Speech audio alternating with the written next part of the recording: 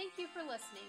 If you want to know more about us and our services, please visit our website at www.wsk9co.com. Today, we're going to kind of start a new little series on our podcast, and some of it's going to be of things that we find, that we read and want to talk about in good or bad, or help explain some things. We'll go into some training myths and things that people hear all the time, or things that we hear all the time. We go into as we head into rooms or houses, and people are talking about tug of war and all of that stuff. So we're going to kind of talk about through this series of podcasts on just things that we hear and things that we need to describe a little bit better. And so this weekend, as I was on Facebook, there's an article that came up that says the top 9 things that will actually make dog aggression worse. And I think as we go through it, the fascinating thing that we'll find is even if you changed everything about what you were doing with your dog based on these top 9 things, it's not just that alone is not what changes the dog or makes the aggression change. You change as a human being, and as it relates to training your dog. And so obviously then the dog's going to shift in behavior. But we're going to talk about each one of them organically, and how we see that maybe it could help with aggression or not help with aggression, or if it will make it worse. And so number 9 here is yelling. I think we did a podcast on yelling and does it make aggression worse? Or does it make it better? Does it help? Does it change anything? So Michelle, I'll let you start with this one. I think that through this whole article, we're just going to keep coming back to, I think it depends situationally on what's going on and who the dog is and who you are. But I mean, yelling, I in my own personal experience, I'm going to go back to, let's say, working in a doggy daycare. We yelled all the time to stop aggression. Like if something was happening to scare the dogs. Yeah. But I can see in this article, I hate this article. Yep. We'll start there. I hate this article because I can see where they come up with that, because I can see why in somebody's head they would think, oh, if I'm yelling, the dog is just going to egg the dog on. Like we're just making it worse by making the dog more riled up. Right. And I can see in like a barking situation how that would happen. Sure. But when it comes to them actually in like an aggressive type of thing, most of the time it will, like if you scream, it's going to stop that dog and they're going to be like, what in the heck is wrong with my mom? Right. Like, wait a minute. So it's not going to make it worse if we yell. No. Yeah. No. Melissa, what's your thought? I just can't. I immediately have like this funny visual of like the yelling making the dog worse. Like, I don't know. Like, I think it's kind of maybe a narcissistic approach in a way, thinking that, and kind of when I first heard it, that the person thinks, okay, the dog thinks I'm yelling, and so the dog's gonna get mad because I'm mad, which is not like the relation, like the correlation that the dog's gonna make. And I think it's kind of like egotistical to think that. I don't know, but like I think Michelle's on the right track. Like it stops the dog because the dog's gonna respond to you and go, okay, yeah. Like it kind of breaks the pattern there. The yelling with the dog barking is a whole different category. Yeah. And yes, yelling can make it worse there. Yeah.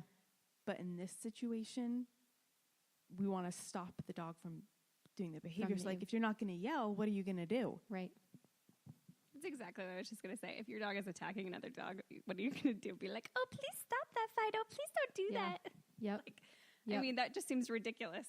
I would really think in that moment that it would be more about your actions than your voice. And like, if you went and started grabbing the other dog, maybe your dog would be like, oh my gosh, now we do have to really fight this thing as my mom is fighting it. Yep. But who would really do that? I mean, if your dog is attacking another dog, you're going to grab your own dog. Yep. You're not going to grab the other person's dog. Right. So the yelling, I think honestly, I think at that point, most dogs, if they're really, really aggressive, they're not even going to hear you. Yeah. It's not going to matter. Yep. So I'm going to spin it because I've had this situation, is let's spin it to dog is aggressive to owner. And I've seen it where the owner is being the aggressor as well. So I'm gonna, Shannon, I want to hear your opinion, and then we'll go around, and then I'll voice my thoughts on that. If you yell at your dog when if they're being aggressive to you, will it make it worse? I've had situations with my own dog where it has made it worse.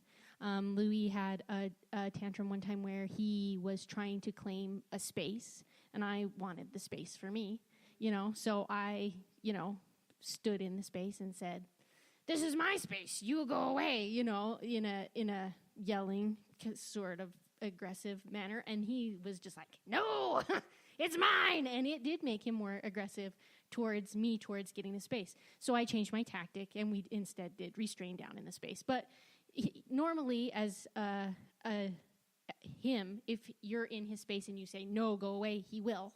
And he didn't, so I escalated it to yelling, and it made him more aggressive. So that normally doesn't happen, but in that instance, it did. So it in certain circumstances, yes, it can.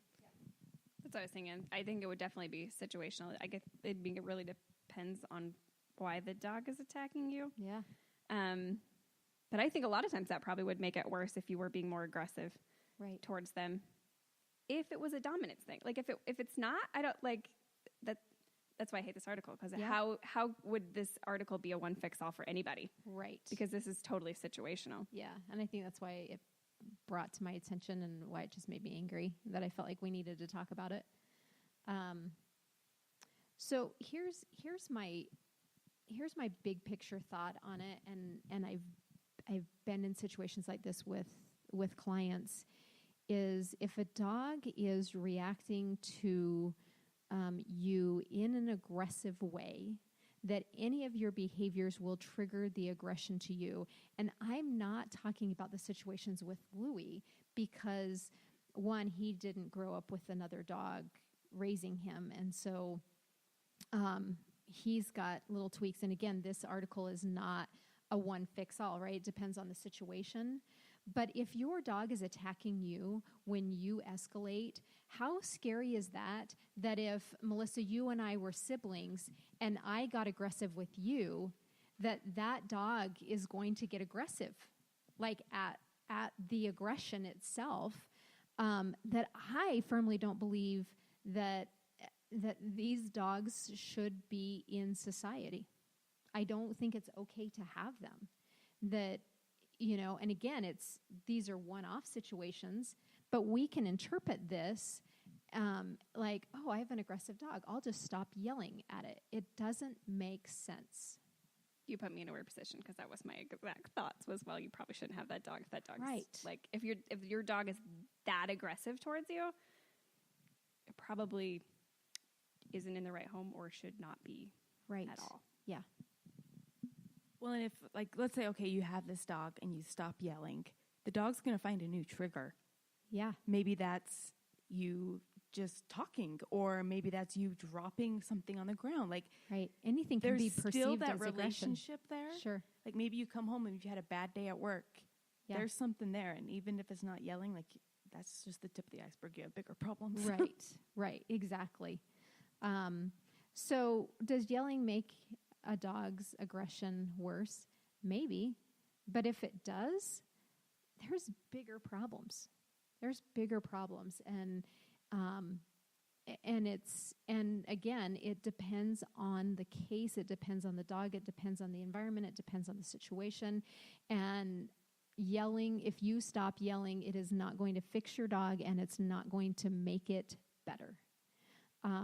And you should get a professional dog trainer that specializes in behavior modification, and be ready to make a decision to either rehome the dog if you and the dog trainer decide it's just not the right home, or be prepared to make the responsible choice to put the dog to sleep, because any behavior that human beings have can be perceived as aggression. And so just because yelling stops it doesn't mean that there's not other things happening. And so what I like about this is, Shannon, with you, you have done so much with Louis, and you know how to respond to him when he reacts to certain things, that it's not like he's just outwardly attacking because there's yelling happening. It was him, one, being a Frenchie, and two, saying, no, you're not going to do that to me. And it wasn't necessarily the yelling, that he was already in that state of mind. And so the aggressive stance of taking the space and then you escalating, he was already probably at that escalated state and you not even know it, So there's so many situations that, that you can't just say, stop yelling, and that fixes the problem, because you could have done something else and he could have done the same thing. And, it just happened to be the space thing for him. So yelling does not make dog aggression worse. It's an element. It doesn't make it worse. Okay, leash corrections. Melissa, give me a situation where, with an aggressive dog, that just create a picture for me that giving a leash correction would make aggression worse. Okay, so let's say I'm walking Princess. Mm-hmm. Okay, trying to pick the funniest name. So I'm walking or barking at another dog. I'm just tugging at the leash haphazardly, and I'm not giving purpose to it. Yeah. I'm just, nah. That could make her more frustrated. Right. And I could see, she would get more aggressive because she feels cornered, maybe. Yeah, so sure. She's pulling harder to get to She doesn't know what else to do. The other dog. Yeah. Yeah. So the correction is a correction towards the aggression or towards the emotion. The correction is not the correction of her not being in heel position. Mm-hmm. So it's an inappropriate, or it's a purposeless correction. Yeah. And because I've seen this a lot. Uh-huh. This is one of the most things I see, when I'm walking, and it's kind of like a pet peeve when I see people doing it, but they're becoming so frustrated and they're not in the moment. They are escalating, Mm-hmm. which they're leash corrections, if you can, that term's Right. loosely correction. Right. But their frustration is making the dog Worse. Yeah. Yeah. Michelle? I see more often than not and I think this is what they mean in the article. I don't know. I didn't read the article, but if you're tense on the leash, of course the dog is going to be tense, because the situation is tense now. Yeah. Yep. The dog is being pulled on in one direction, and whatever it's focused on is in the other direction. Right. Of course, it's a tense moment for the dog. So I hope that's what they meant in the article, but to not give a correction at all, or to let the dog know. Yeah. How is that going to fix anything if the dog doesn't know that you don't like that behavior? Right. Right. We can't yell at it, right?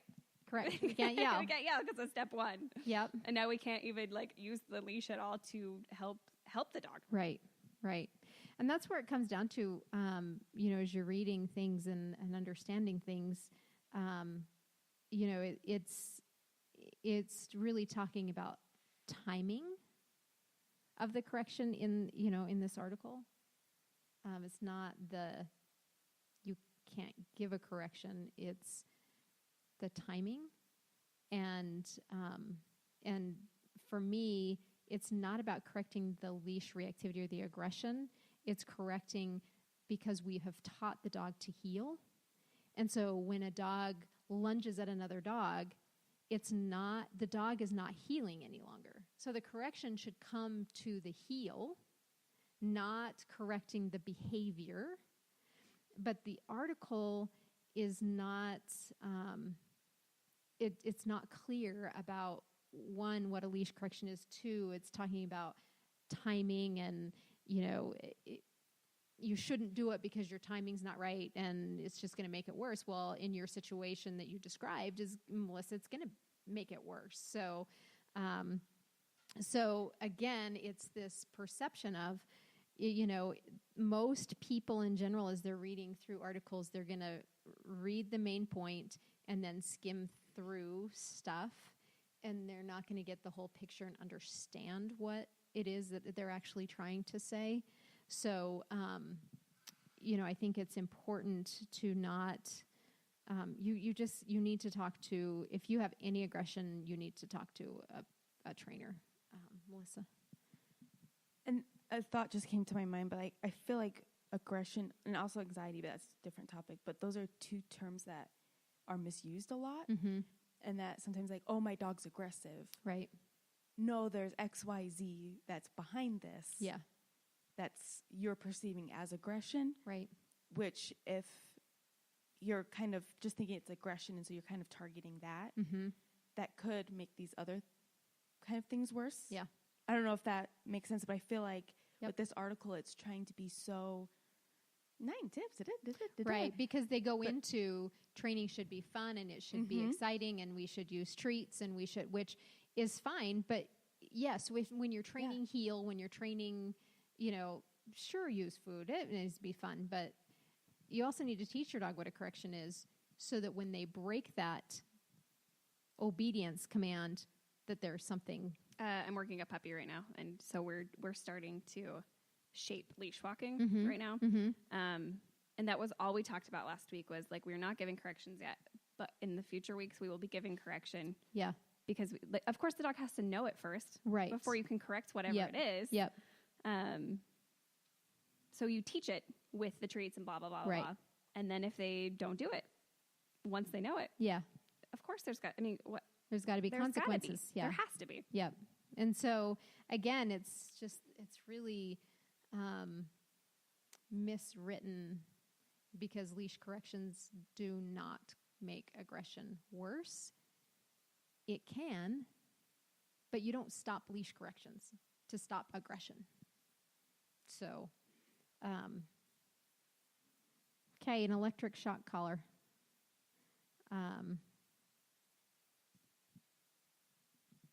Does it make it worse?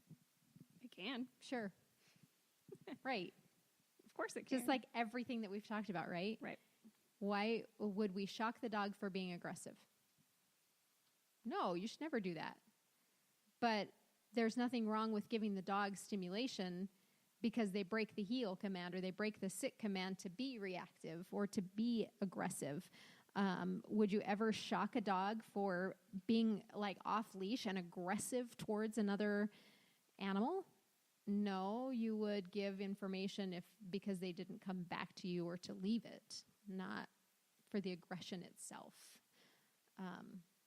So again, this article is, it was fascinating to read because it's just, none of it makes sense to the overall picture if we, defining aggression and doesn't make it worse. Well, sure it can if it's used inappropriately. And so, but it also doesn't make it worse if you use it appropriately. Timing. Right. With that one especially. Yeah. And leash corrections as well. Yeah. It's all about timing. Right. And the reason and the reason for the correction. And it should never be associated to the aggression. And it really goes into a lot about timing. So nerves. Are we talking about us being nervous? Is that like... So I'll just read this little one to you. Ever feel like your dog can feel you get nervous through the leash? Do you ever feel like you might not have even become aggressive except that you got scared at the sight of his trigger? You can not only reinforce, but you can also teach your dog aggression. I don't think we taught our dog to be aggressive by being nervous. That seems silly to me because we are not being aggressive. So how are we teaching them to be aggressive? just because we're nervous. I don't think we give our dogs enough credit to them understand what feelings are. I understand what the article is saying 100%, and I do believe a lot carries through the leash. A lot. Yep. Even with my own dogs, like I can tell you that happens every single time I walk Murphy through like a street market. My husband does it because I am more nervous about it. Sure. And I can feel him get tense when I get tense. But the actual aggressive part I didn't get aggressive towards a kid. You know what I mean? Like, like why would that? I can see why they'd be nervous and back off a kid if I was nervous about a kid. Sure. And I think it goes back once again to the leash stuff. Of course, like if you're tense, the dog is going to be tense at whatever the situation is. Yep. I think like what you said, Joe, like we need to give our dogs more credit. Mm-hmm. Like with the nerves, I could see your dog getting more nervous and maybe looking at you and more alert. But they're not going to, and maybe there could be one-off situation that you're nervous and it makes your dog, like if your dog has a history of aggression and you get nervous and that's your dog's immediate go-to defense kind of mode. Yep. But if I'm walking this dog that has no problems with aggression in the past and I get nervous, the dog immediately isn't going to go straight to, I'm going to go murder this other thing. Yeah. Dog. You need to give them more credit. Right. Yeah. Shannon, do you have any thoughts on that?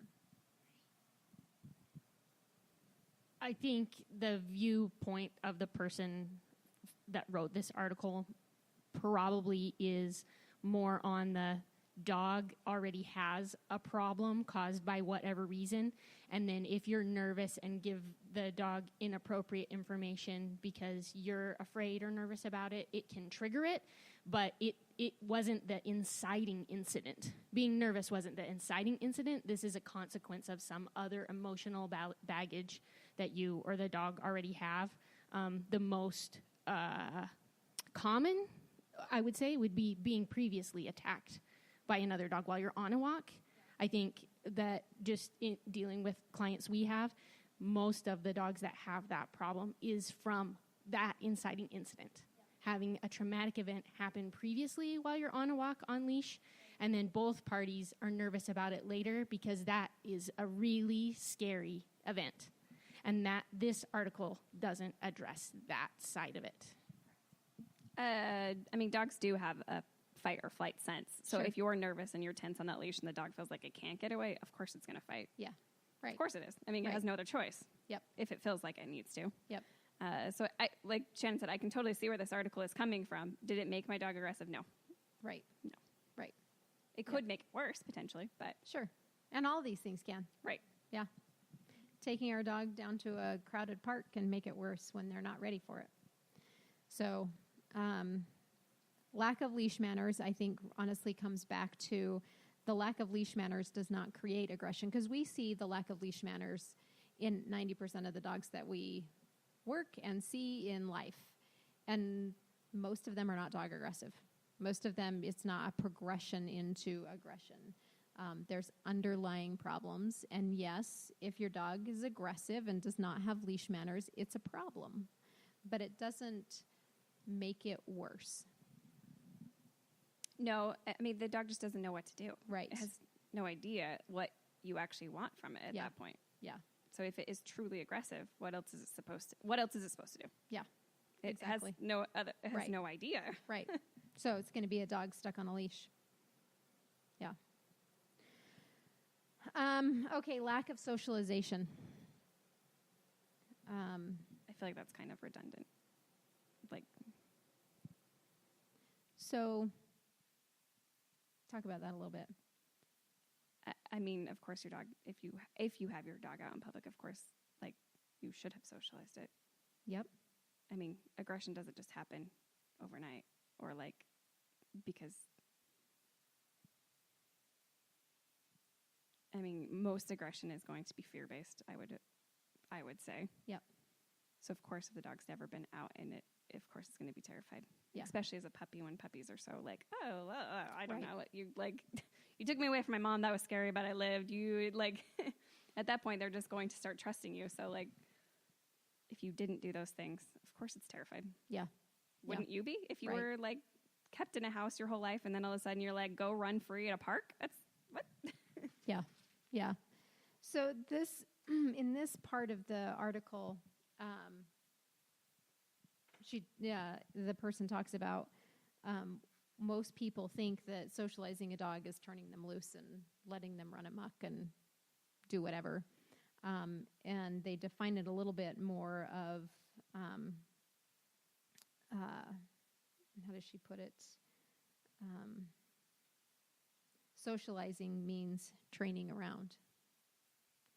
And so I thought, yeah, good for you, good comment. But you don't go into the dog park on leash and train. It's training around, working through it, but training around and being around other dogs. Dogs don't have to play with other dogs. That's not what socializing means. So, it was this one was actually fairly decent as far as, how it was written. And I think that none of us truly have a clear definition that's the same as far as socializing goes, where we say socializing is socializing as we socialize. And if you're going to take your dog to a party because somebody else is going to take their dog to the party and our dogs are going to play, that's normal socializing. But going to a dog park to socialize your dog and you're just going to turn him loose and let him go, that's not productive socializing at all. So, yeah, socializing is a lifelong journey, but socializing is defined as getting your dog out and about and training. I like that. I mean, it makes sense. Yeah, and that's kind of how I felt. Lack of regular stimulation can make aggression worse. Shannon, what's your thoughts on that? Like, if lack of socialization means you put your dog in a totally black box where no sound or light or any part of life can come in, and then you just let him live in there with no contact to any humans or anything, and then just let him out in the world, like, that would be a bad way to have your dog. But I don't see it in a context other than that for my brain to handle. I mean, I can. Being in a daycare, that was way overstimulating to a lot of dogs. Yeah. And of course, after 3 hours, I think that easily could make them aggressive because they're done. They're tired. Dogs are not supposed to be overstimulated like that. Yeah. And even though it's the same situation and they're just in they're technically in a box with a bunch of other dogs, that is a lot to take in. Yeah. Especially for that long for a dog. So I can see, especially going too fast. If you get a dog from the shelter that is already terrified of stuff and you do go throw them in a dog park, that is not fair. Right. And that is scary. Yep. Well, I was just going to say, I think it would be the opposite, too much stimulation. Mm-hmm. Like kind of you were saying, lack of, kind of how I interpreted it is that if you don't take your dog to the dog park twice a day and take him for a walk and that they'll become aggressive. But, if you have a nervous dog, crate time is perfect. And a lot of people think that's not stimulating enough. Right. But that's good for the dog. Yeah. They're still thinking, they're still doing stuff, they're resting. So I think low stimulation is better than too much. I can see it both ways because, yes, I think the lack of and then being overstimulated is a really big problem, how I was saying just a second ago. But, I mean, if you have a border collie and you never did anything with it, ever, it's going to find, I mean, it might not be aggression, but it's going to find something else to do. Yeah. And if you do have a protective type breed and that's all they have to do is protect your house, you could be in a lot of trouble. Yeah. So I can totally see how understimulating your dog especially from a training aspect could really harm your dog. Yeah. Yep. So I guess we should say lack of proper stimulation or productive stimulation. Yep. So here's the piece of the article that it's humanized severely, and I think that it can be misinterpreted, is bored dogs do horrible things. I don't know that we can define what bored is because I think it's a bad word no matter what. When a person says I'm bored, I think that can relate to a lot of different things. But if you leave your dog outside all day when he can see and hear other dogs and people coming and going day after day, he is likely to become aggressive. I don't understand that.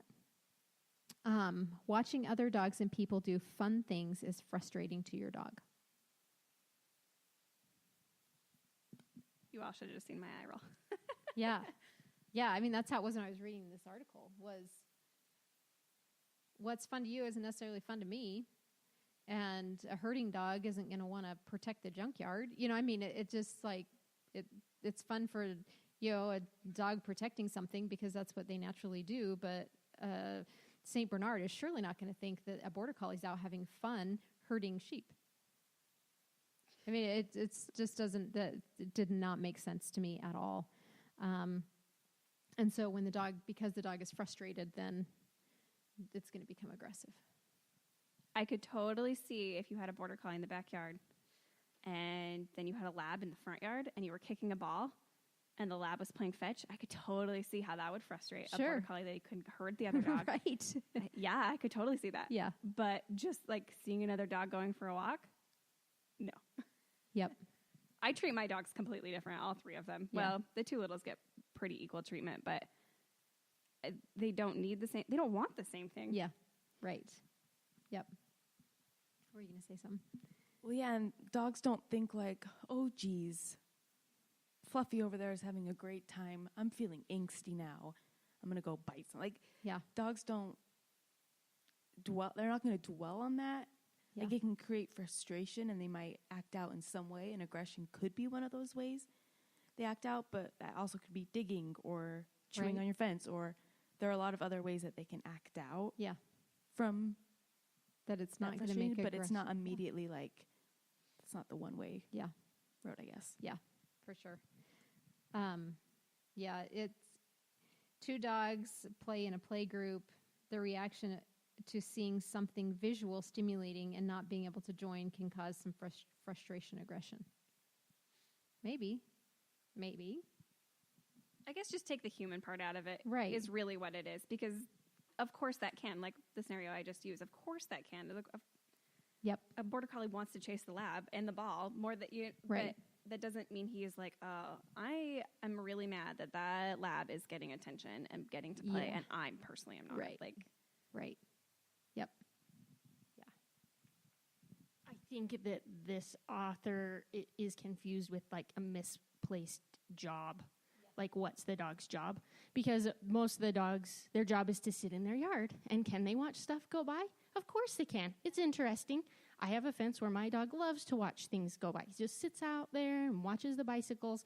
If he thought his job was to bark at the people that go by, that would be aggressive. And if you were, anthropomorphizing the dog or whatever, that you say, oh, well, he just really thinks that bicycles are fun, and so he would rather be out with the bicycle person. Like, that's not what we're saying, but that's what the article's saying. So just, your dog's job shouldn't be to bark at stuff that goes by. Its job should be to sit in the yard. And can they watch stuff while they do that? Fine, But the bicycle's not making him aggressive. The thought that his job should be to bark is being perceived as aggression. Yeah, it's good. So number 2 is encouraging it. Encouraging it can make aggression worse. Yes. What does it mean by that, though? Because I hope nobody is like, my dog's being aggressive and I really like it. If he barks at the doorbell on the TV and you laugh, you are, in essence, encouraging the doorbell barking. But doorbell barking is not aggressive, in my opinion. I don't need, even the TV thing, I don't think it's aggressive at all. Yeah. Like, I have a dog that barks at the TV and I've never ever looked at her and been like, you're being aggressive about it. Or it's making anything worse. Yeah. I think that's a normal response for the dog, like especially the doorbell one. Right. They're alerting that's something happening. We react when the doorbell rings. Yeah, we react aggressively, actually. But if your doorbell rings and your dog immediately goes over and starts biting the door, right, or like biting the TV, well, that's a whole other category. Right. Like, right. But especially laughing at your dog is not going to make them more aggressive when they do it. Yeah. If anything, I think it would do the opposite, because your dog would be like, oh, they're relaxed about it. Why am I freaking out? Right. Right. Yeah. So, discourage aggression and teach your dog that you are capable of protecting yourself. I think dogs are really not protecting us. I think it's really arrogant to think that our dogs are protecting us. And that's kind of what this encouraging piece is about, is the protection of. I don't know if you do this, but I tell people all the time, though, that if they really feel that way, then they have to let their dog know that they can take care of the situation. Not necessarily take care of them, but they can take care of the situation. Right. They need to be in charge. Right. They need to be the leader. Mm-hmm. If the dog is being aggressive towards something, like, you will take care of that. If that really is a threat, right. They don't need to. Right. So, but it's really the situation, not them. Yeah. Right. Right. And then the last one is just ignoring it, ignoring the aggression. Obviously, it will lead to more aggression if we're not doing anything about it. Dog aggression doesn't just go away, which is true. It doesn't. But and ignoring it, I think, comes from, some of our conversation that we had with people having aggressive dogs and managing it, I think is a form of aggression, of ignoring it to a certain extent, meaning we have 3 dogs in the household and one dog is really aggressive towards the rest. Instead of doing something about it, that they choose to ignore it and just manage it, where we'll put these 2 in the crate and this one will be out and this one will be in the crate or in the bedroom, and this one, and this shuffling thing that happens, where I've been in many homes that we just needed to shift the dynamics of the pack, and the dog that was actually being the aggressor is the alpha, and they were perceiving that dog as not, and the owners were giving misinformation to them, and working towards, getting the pack together. But also, I think it's really selfish that we think that we should keep, one dog that's being aggressive out of a pack of 3, that why don't you rehome one? I think it's so selfish to think that we should keep them because we're the only ones that would take care of this dog and do the right thing, where being in a new home, the dog may love to be able to get out and to be an only dog and go for nice walks and, potentially even be off leash with another person. And so I think it's really selfish of us to not do anything about it. And I think it's really selfish to keep a dog that is aggressive in our household if we're not going to put the time and effort into fixing it. Because there are plenty of other people that are willing to fix it. There's plenty of other people that are willing to pay for training and to help the dog be successful if you're just going to ignore it and just manage it instead of doing something for the dog. I think it's really selfish. And I think it's wrong, and that's pretty harsh approach to it. But just because the dog is aggressive in your household doesn't necessarily mean that it's going to be aggressive in another household, but definitely needs to be assessed by a trainer. I don't think it's harsh at all. In fact, I think if you get a dog, it is your responsibility to make sure that dog does not hurt anybody else or anything else. Yep. And if that means it means that you can't do it, you're being selfish not to. You're right. It's not okay. That is your responsibility when you get a dog. Right. Right. And I think that I think it's okay to get several opinions, and I think it's okay to, if one trainer says this is not the right home for this dog, I think that you should listen to it. I think that you should really think about that. So I don't think that I think that every behavior in any household and in any person can make aggression worse. Any behavior, not just the top 9. These are not just top 9s. But I also think that all of those things that we talked about today can make aggression better if it's done right and used appropriately. And so my advice out there is, if you have an aggressive dog, then get with a trainer and work with a trainer and work through it. and make it the most successful for everyone. Don't just lock the dog in the closet. Thank you for listening. If you want to know more about us and our services, please visit our website at www.wsk9co.com. And as always, we urge you to get out and train.